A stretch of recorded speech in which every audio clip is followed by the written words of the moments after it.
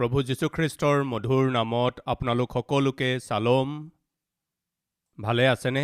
শয়তানে লৈ অহা বিপদবোৰৰ পৰা, দুৰ্ঘটনাবোৰৰ পৰা, অপমানবোৰৰ পৰা, নিন্দাবোৰৰ পৰা কেনেকৈ আমি ৰক্ষা পাব লাগে? ৰক্ষা পাবলৈ হ'লে আমাৰ হাতত কি কি অস্ত্ৰ থাকিব লাগে? অতি গুৰুত্বপূৰ্ণ বিষয়বোৰ আপোনালোকৰ আগলৈ আনিছোঁ। এই জীৱনৰ যাত্ৰাত, আমাৰ আত্মিক যাত্ৰাত আমি যাতে আগবাঢ়িব নোৱাৰোঁ, আমি যাতে উন্নতি কৰিব নোৱাৰোঁ, আমি যাতে আশীৰ্বাদবোৰ লাভ নকৰোঁ, আমি যাতে আত্মিকতাত আগ নাবাঢ়োঁ, তেনেদৰে কৰিবলৈ শয়তানে অনেক চেষ্টা কৰি থাকে। তাৰ সেই প্ৰচেষ্টাবোৰক চিনি পাই আমি আমাৰ জীৱনত আগবাঢ়িবলৈ হ'লে আমি নিৰাশাবোৰক ঠাই দিব নালাগিব। প্ৰিয়সকল, নিজৰ ওপৰতেই খং নকৰাকৈ আৰু ঈশ্বৰৰ প্ৰতি দুখ প্ৰকাশ নকৰি নিজৰ আত্মিক জীৱনক আগবঢ়াই নিবলৈ কি কৰিব? যুঁজ-বাগৰবোৰৰ মাজত, অপমানবোৰৰ মাজত, নিন্দাবোৰৰ মাজত আমাৰ আত্মিক জীৱনটোক আগবঢ়াই লৈ যাব লাগে, নিজ দৌৰ সম্পূৰ্ণ কৰিব লাগে। তেন্তে কেনেকৈ আমি চলিব লাগে? আত্মিক কেনেকুৱা সিদ্ধান্তবোৰত আমি চলিব লাগে? কি কি আত্মিক অস্ত্ৰবোৰ আমি ধাৰণ কৰিব লাগে? তাৰ বিষয়ে আপোনাক ক'বলৈ মই বিচাৰিছোঁ। সৰ্বপ্ৰথমে নিৰাশা আৰু ব্যাকুলতা আমাৰ জীৱনলৈ যদি আহিব নালাগে, তাৰ মানে আপুনি ঈশ্বৰৰ ওচৰলৈ আহি প্ৰাৰ্থনা কৰে, নিবেদন কৰে, ক্ৰন্দন কৰে, প্ৰভুৰ আগত খোজে, প্ৰভু মোক এই বস্তুটো দিয়ক, মোক এইটো প্ৰদান কৰক, মোক এইটো অনুগ্ৰহেৰে দিয়ক, মোৰ জীৱনত এনেকৈ কৰক প্ৰভু। এইদৰে আমি প্ৰাৰ্থনা কৰি থাকোঁ। সেই প্ৰাৰ্থনাৰ উত্তৰ পাবলৈ যেনিবা পলম হৈছে, উত্তৰ পোৱাত ধৰক পলম হৈছে, তেনেকুৱা অৱস্থাত মানুহ নিৰাশ হোৱাটো, হতাশ হোৱাটো স্বাভাৱিক কথা। আজি আমাৰ মাজত কোনোবা আছে নেকি? আচলতে মই কিবা নহয় কিবা নিৰাশাৰ মাজত এই বাৰ্তাটো শুনি আছোঁ। মোৰ জীৱনত নাজানো কিয় মই ভবামতে হোৱা নাই। প্ৰাৰ্থনা কৰাৰ পাছতো নাজানো কিয় উত্তৰ পোৱা নাই, যাৰ কাৰণে মই হতাশ হৈ পৰিছোঁ। মোৰ নিজৰ ওপৰতেই খং উঠিছে। প্ৰাৰ্থনাত মন বহা নাই, বাইবেল পঢ়িবলৈ মন যোৱা নাই, ঈশ্বৰৰ প্ৰতিয়েই খং উঠিছে। এনেকুৱা অৱস্থাৰ মাজেৰে প্ৰায়েই আমি যিসকল আত্মিক লোক আছোঁ, তাৰ মাজেৰে যাওঁ, তেনেদৰে শয়তানে কৰে, উচতাই থাকে। শয়তানৰ এয়াই কাম। আমাৰ জীৱনত আমি আশা কৰাবোৰ যদি নাপাওঁ, যি খুজিলোঁ তাক যদি আমি নাপাওঁ, নিৰাশাক আমি নিজৰ জীৱনত স্থান নিদি বিশ্বাসৰ যাত্ৰাটো আগবঢ়াই নিবলৈ হ'লে আমি কি কৰিব লাগে? প্ৰথম, ঈশ্বৰৰ সময়লৈ অপেক্ষা কৰিব লাগে। কি? ঈশ্বৰৰ সময়লৈ অপেক্ষা কৰিব লাগিব। মানে আপুনি যি প্ৰাৰ্থনা কৰিলে বা কৰি আছে, আমি যি প্ৰাৰ্থনা কৰি আছোঁ, ঈশ্বৰে সেই প্ৰাৰ্থনাৰ উত্তৰ নিশ্চয় দিব। কিন্তু ঈশ্বৰে সেই উত্তৰটো কোন সময়ত দিব, সেই সময়টোক আমি জানিব লাগে। প্ৰায়েই আমি যেতিয়া প্ৰাৰ্থনা কৰোঁ, তেতিয়া আমি ভাবোঁ যে আমাৰ সময়মতে আমি উত্তৰ পাব লাগে। আমাৰ সময়মতে আমি যি ভাবিছোঁ সেই সকলো হৈ যাব লাগে। আপুনি প্ৰাৰ্থনা কৰি যি বিচাৰিছে তাক ঈশ্বৰে আপোনাৰ সময়মতে উত্তৰ দিব, এই বিশ্বাসেৰে সৈতে আপুনি প্ৰাৰ্থনা কৰে। সেই বিষয় যিয়েই নহওক, সাধাৰণতে চাকৰি হ'ব পাৰে। প্ৰভু, যি হ'লেও অহা 2 মাহৰ ভিতৰত 2 মান্থছত মোক চাকৰিটো দিয়ক প্ৰভু, আপুনি দিব পাৰিব প্ৰভু, আপুনি দিব পাৰিব প্ৰভু। এইদৰে প্ৰাৰ্থনা কৰে। 1 মাহ হৈ গ'ল, 45 দিন হৈ গ'ল, 60 দিনো পাৰ হৈ গ'ল। প্ৰিয়সকল, এদিন এগৰাকী ভনীয়ে মোৰ ওচৰলৈ আহিল। তেওঁ কেইটামান মিঠাই লৈ আহিছিল। কিয় বুলি সোধোতে ক'লে, ভাই, মই যোৱা দিনবোৰত পুলিচৰ ইণ্টাৰভিউ দিবলৈ গৈছিলোঁ। মই সুধিলোঁ ছিলেক্ট হ'ল নেকি? ছিলেক্ট হৈ যাম এই বিশ্বাস মই কৰিছোঁ।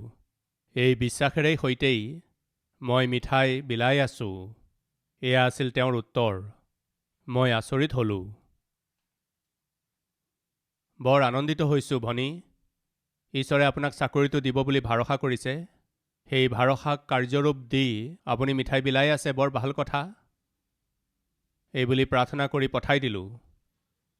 সেই ভনীগৰাকী 3 বা 4 মাহৰ পাছত তেওঁ আকৌ আহিল। সেই ভনীয়ে আহি ক'লে, ভাই, ঈশ্বৰে মোক চাকৰি দিব পুলিচ ডিপাৰ্টমেণ্টত, এই বুলি মই বিশ্বাস কৰিছোঁ। তেওঁ ক'লে, ভনী, যোৱাবাৰ আপুনি ইণ্টাৰভিউ দিবলৈ গৈছিল বুলি কৈছিল নহয়, ঈশ্বৰে আপোনাক চাকৰিটো দিব বুলি ভৰসা কৰিছিল নহয়। সেই ইণ্টাৰভিউৰ কি হ'ল? সেই ইণ্টাৰভিউটোৰ যি হ'লেও মোৰ কি ব্ৰাদাৰ, মোৰ ঈশ্বৰে মোক চাকৰি দিব, এই ভৰসা মোত আছে। বৰ আচৰিত হ'লোঁ। আপুনি কিবা বুজি পালেনে? তেওঁ যি চাকৰিটো বিচাৰিছিল তেওঁৰ সময় অনুসাৰে নোপোৱা স্বত্তেও তেওঁ কাক ভৰসা কৰিলে? ঈশ্বৰৰ ওপৰত। আজি নাপালোঁ, কি হ'ল ভাই? ঈশ্বৰে কালি দিব। এই মাহত নাপালোঁ, কি হ'ল ভাই? অহা মাহত দিব। মোৰ এই বিশ্বাস আছে। মোৰ এই বিশ্বাস আছে, কিন্তু যিসকল মোৰ আশে পাশে আছে তেওঁলোকে বিশ্বাস কৰিব পৰা নাই। মোৰ ঘৰৰ মানুহবিলাকেও বিশ্বাস কৰিব পৰা নাই। প্ৰিয় ভাই ভনীসকল, আকৌ এবাৰ সোঁৱৰাই দি আছোঁ। আপুনি যেতিয়া প্ৰাৰ্থনা কৰে তেতিয়া প্ৰতিটো প্ৰাৰ্থনাৰ উত্তৰ ঈশ্বৰে দিব। প্ৰথম হয় বুলি য়েছ। আপুনি কৰা প্ৰাৰ্থনাৰ প্ৰতি ঈশ্বৰে কি উত্তৰ দিব পাৰে? য়েছ বুলি গ্ৰেণ্টেড দি আছোঁ। নাইবা দ্বিতীয়টো উত্তৰটো এনেকুৱা, ন', এইটো তোমাৰ প্ৰয়োজন নাই, সেইটো মই তোমাক নিদিওঁ। তৃতীয়টো উত্তৰ হৈছে, এতিয়া সেইটোৰ সময় হোৱা নাই, ৱেইট, জাষ্ট ৱেইট। আপুনি যেতিয়া প্ৰাৰ্থনা কৰে তেতিয়া ঈশ্বৰে য়েছ বুলিও উত্তৰ দিব পাৰে, ন' বুলিও উত্তৰ দিব পাৰে, নাইবা ৱেইট, অপেক্ষা কৰা। সেইকাৰণে আপুনি যেতিয়া ঈশ্বৰৰ ওচৰলৈ আহি প্ৰাৰ্থনা কৰে, যদি প্ৰাৰ্থনাৰ উত্তৰ লগে লগে নাপায়, আপুনি নিৰাশ নহ'ব, আপুনি হতাশো নহ'ব, ঈশ্বৰৰ পৰা আঁতৰি নাযাব, ঈশ্বৰক বেয়া নাপাব, খঙো কৰিব নালাগে, বিশ্বাসো হেৰুৱাব নালাগে। এইদৰে বিশ্বাস নেহেৰুৱাকৈ, নিৰাশ বা হতাশ নোহোৱাকৈ আপোনাৰ আত্মিক যাত্ৰা আগবঢ়াই নিবলৈ হ'লে তেনেকুৱা সময়ত আমি সৰ্বপ্ৰথমে কি শিকিব লাগে? ঈশ্বৰৰ সময়লৈ আমি কি কৰিব লাগে? অপেক্ষা কৰিব লাগে। তাৰমানে আপোনাৰ জীৱনৰ প্ৰয়োজনবোৰ পূৰণ কৰিবৰ বাবে ঈশ্বৰে এটা সময় নিৰূপণ কৰি থৈছে। যিটো সময় ঈশ্বৰে নিৰূপণ কৰি থৈছে, সেই সময় যেতিয়া আহিব, 1 মিনিটো আৰু ঈশ্বৰে পলম নকৰিব। উদাহৰণস্বৰূপে আপুনি কৰা প্ৰাৰ্থনাটো ঈশ্বৰে জানুৱাৰী 17 তাৰিখে সন্ধিয়া 7টা বজাত 2023 চনত উত্তৰ দিব লাগিব। ঈশ্বৰে যদি এইদৰে সিদ্ধান্ত কৰি থলে, তেন্তে আপুনি যি কৰিলেও জানুৱাৰী 16 তাৰিখলৈকে উত্তৰ নাপাব, জানুৱাৰী 15 তাৰিখে উত্তৰ নাপাব, জানুৱাৰী 17 তাৰিখে সন্ধিয়া 6 বজাতো আপুনি উত্তৰ নাপাব, 6:30 বজাতো উত্তৰ নাপাব, 6:58 উত্তৰ নাপাব। শুনি আছেনে মোৰ কথা?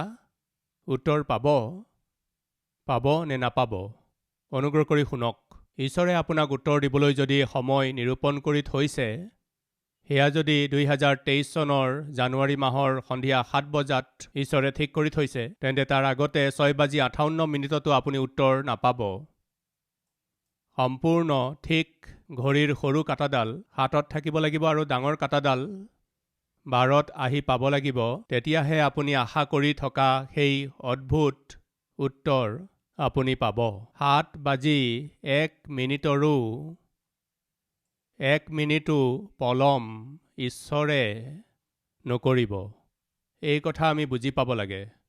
সেইকাৰণে আপুনি যি বিষয়তেই প্ৰাৰ্থনা নকৰক, আপুনি খৰখেদাকৈ নকৰিব। প্ৰভু আপুনি দয়া কৰক, দি দিয়ক প্ৰভু বুলি ক'লেও একো লাভ নহ'ব। কাৰণ আপুনি যি প্ৰাৰ্থনা কৰিলে তাৰ সম্পূৰ্ণ উত্তৰ দিবৰ বাবে ঈশ্বৰে এটা সময় নিৰূপণ কৰি থৈছে। সেইকাৰণে ঈশ্বৰৰ সময়লৈ আপুনি কি কৰিব লাগে? অপেক্ষা কৰিব লাগে। উদাহৰণস্বৰূপে আব্ৰাহামলৈ ঈশ্বৰে প্ৰতিজ্ঞা কৰিছিল নে নাই?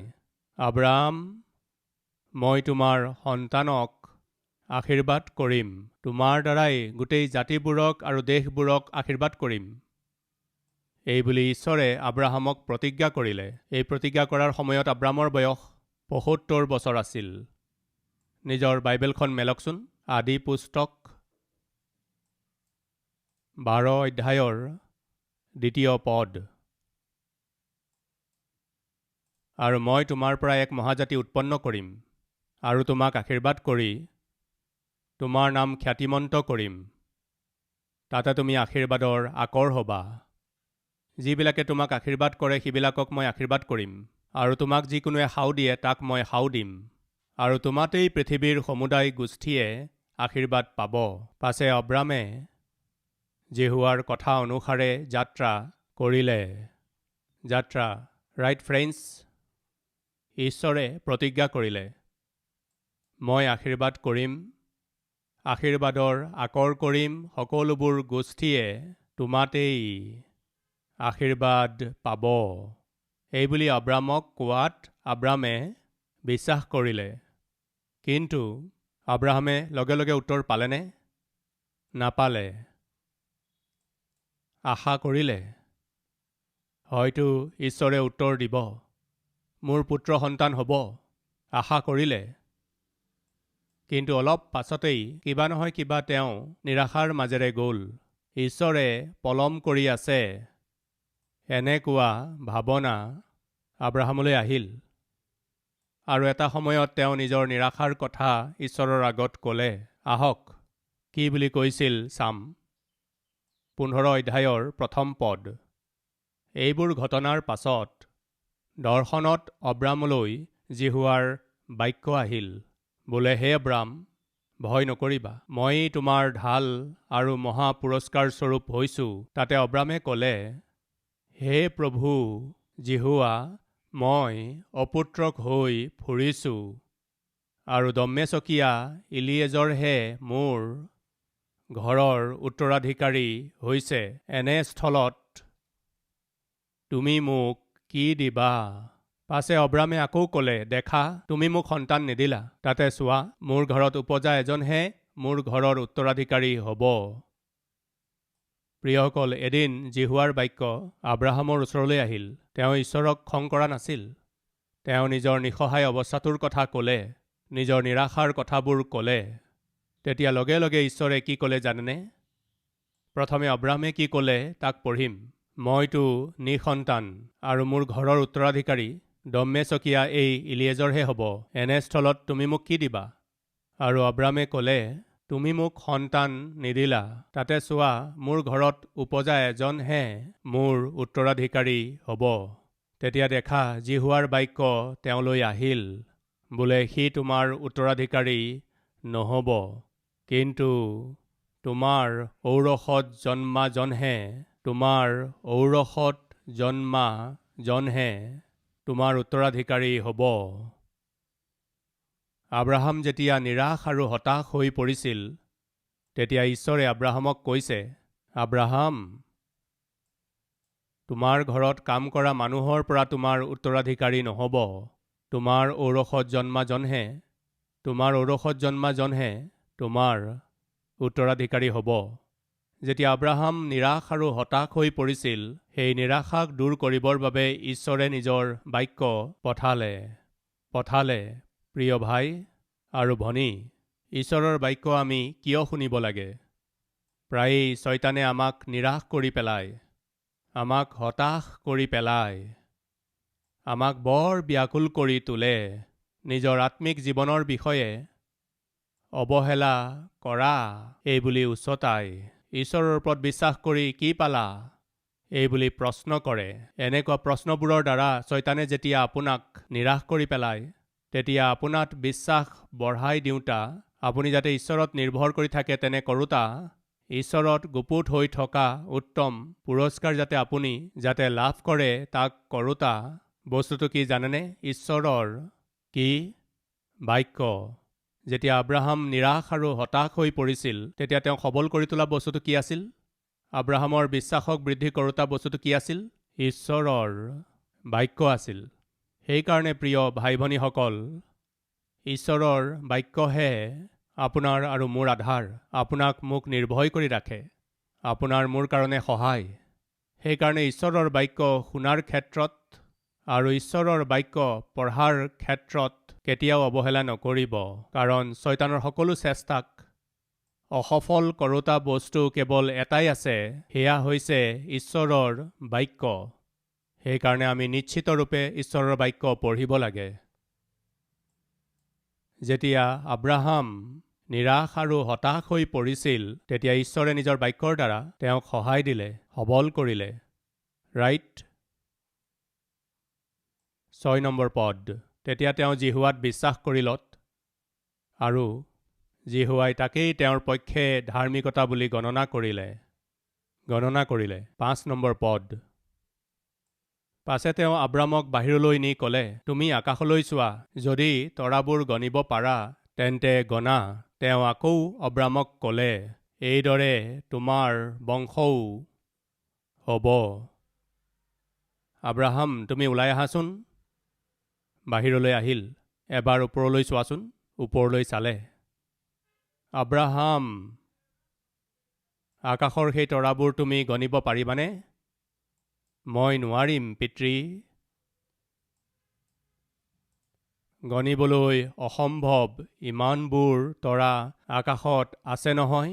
তেন্তে আব্ৰাহাম শুনা, তোমাৰ বংশক মই ইমানেই অধিককৈ বৃদ্ধি কৰিবলৈ গৈ আছোঁ। সেই স্থানত মই থকা হ'লে হাতযোৰ কৰিলোহেঁতেন। ইমানবোৰ সন্তান নালাগে, এটা দিলেই যথেষ্ট। কি? এটা দিলেই যথেষ্ট। নাইবা আব্ৰাহামে ঈশ্বৰৰ কথাবোৰ শুনাৰ পাছত চাৰীৰ ওচৰলৈ গৈ, চাৰী, তুমি জানানে ঈশ্বৰে আজি মোক কথা ক'লে, মোক আকাশৰ ফালে চাবলৈ ক'লে, মই চালোঁ, তৰাবোৰ গণা বুলি কওঁতে মই ক'লোঁ মই নোৱাৰিম। তেতিয়া ঈশ্বৰে মোক এটা কথা ক'লে। কি ক'লে?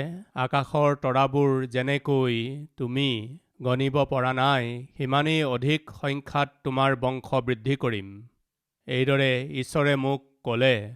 এই কথাটো যেতিয়া আব্ৰাহামে চাৰীক ক'লে, চাৰীয়ে আব্ৰাহামৰ ফালে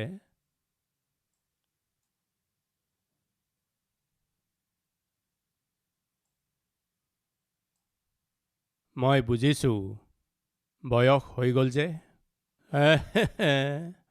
বয়সটো হৈ গ'ল। এতিয়ালৈকে এটা ল'ৰাও নাই আৰু তৰাৰ সমান এটাও ল'ৰা সন্তান জন্ম হোৱা নাই। প্ৰিয়সকল, ঈশ্বৰে আব্ৰাহামক কৈছে, আকাশৰ তৰাৰ নিচিনাকৈ যাক গণিব পৰা নাযায়, ইমান অধিক সংখ্যাত মই তোমাক বংশ দিম বুলি কওঁতে সতীশ কুমাৰ যদি তাত থকাহেঁতেন, হাতযোৰ কৰি, পিতৃ মহোদয়, এটা হ'লেই হ'ব, এটা পুত্ৰ সন্তান পাবলৈ মই বিশ্বাস কৰিব পৰা নাই, আৰু আপুনি তৰাবোৰৰ সমান কৈ আছে বুলি ক'লোহেঁতেন।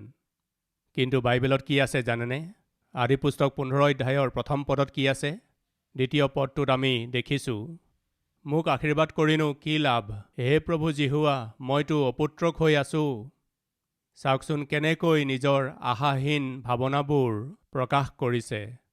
নিজৰ নিসহায় অৱস্থাটোৰ কথা তেওঁ কেনেকৈ কৈছে, আপুনি মোক যিমান আশীৰ্বাদ দিলেও কি লাভ, মইতো নিসন্তান। বৰ দুখেৰে সৈতে, বৰ ব্যাকুল হৈ নিজৰ ব্যাকুলতাৰ কথা ঈশ্বৰক কোৱাত ঈশ্বৰে আব্ৰাহামক ক'লে, তুমি ওলাই আহাচোন।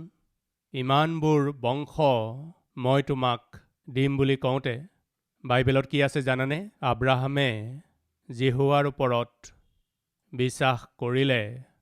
সেয়া কেনেকৈ সম্ভৱ? বছৰৰ পাছত বছৰ বাগৰি গৈ আছে আৰু এটাও সন্তান জন্ম হোৱা নাই, আৰু ঈশ্বৰে কৈছে আকাশৰ তৰাবোৰৰ নিচিনাকৈ মই তোমাৰ বংশ বৃদ্ধি কৰিম বুলি কওঁতে আব্ৰাহামে কি লিখা আছে? বিশ্বাস কৰিলে। পিতৃ, আপুনি কৈছে যেতিয়া নিশ্চয় আপুনি দিব পিতৃ। বিশ্বাস কৰিলে। কেতিয়া বিশ্বাস কৰিলে জানেনে? যেতিয়া এটাও পুত্ৰ জন্ম হোৱা নাছিল। তেনেকুৱা সময়তেই প্ৰিয় ভাই ভনীসকল, আব্ৰাহামে কেনেদৰে বিশ্বাসত আগবাঢ়িছিল জানেনে?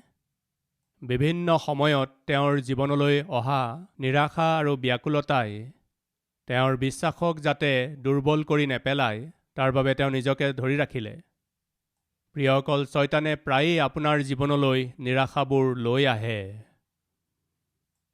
সেই নিৰাশা আৰু ব্যাকুলতাই আপোনাৰ বিশ্বাসক দুৰ্বল কৰিবলৈ, আপোনাৰ আত্মিকতা ধ্বংস কৰিবলৈ, ঈশ্বৰৰ ওপৰত থকা আপোনাৰ ভৰসাক ধ্বংস কৰিবলৈ প্ৰাৰ্থনা কৰি থকা সেই অদ্ভুত আত্মিকতাক আপোনাৰ পৰা দূৰ কৰিবলৈ আপুনি যি পৰিশ্ৰম কৰি আছে তাক যাতে আপুনি আগবঢ়াই নিব নোৱাৰে, তাৰ কাৰণে শয়তানে বহুতো চেষ্টা কৰি থাকে। ইয়াত আব্ৰাহামে এনেকুৱা সময়ত যেতিয়া এটাও পুত্ৰ নাছিল, আকাশৰ তৰাবোৰৰ নিচিনাকৈ সন্তান দিম বুলি কওঁতে তেওঁ বিশ্বাস কৰিলে। এয়াই হৈছে বিশ্বাস। নিৰাশা আৰু ব্যাকুলতাক পৰাভূত কৰিবলৈ আৰু সন্মুখীন হ'বলৈ হ'লে প্ৰিয় ভাই আৰু ভনী, ঈশ্বৰৰ সময়লৈ আপুনি অপেক্ষা কৰক। তাৰ ফলস্বৰূপে উত্তম আশীৰ্বাদবোৰ আপুনি নিজৰ জীৱনত দেখিব। বিশ্বাস কৰাসকলে মোৰ লগত একেলগে প্ৰাৰ্থনা কৰিব।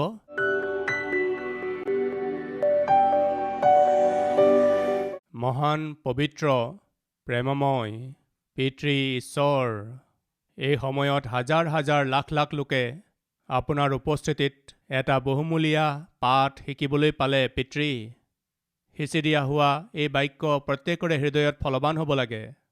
পিতৃ, বহুবাৰ আমাৰ প্ৰাৰ্থনাবোৰৰ উত্তৰ পাওঁতে পলম হ'লে তাকেই আধাৰ কৰি লৈ শয়তানে পিতৃ আমাৰ বিশ্বাসক আমি যাতে হেৰুৱাই পেলাওঁ, আমি যাতে আপোনাৰ পৰা আঁতৰি যাওঁ, আমি যাতে আপোনাক ত্যাগ কৰোঁ, সি কোৱা মতে আমি যাতে পাপৰ কৰ্মবোৰ কৰোঁ, তালৈ সি আমাক উচতাই থাকে, সি আমাক নষ্ট কৰি থাকে। আমাক ক্ষমা কৰক পিতৃ, ক্ষমা কৰক পিতৃ।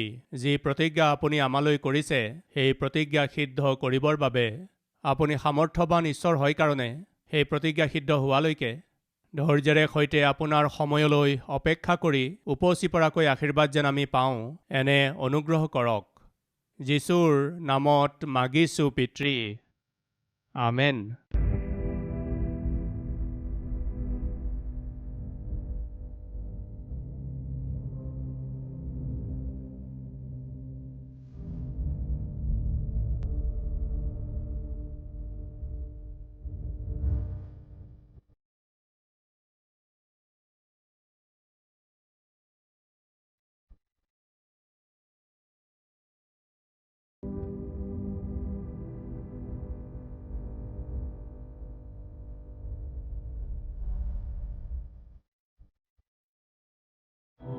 हमारा पता Calvary, post box number 30, Kukatpally, Hyderabad 72।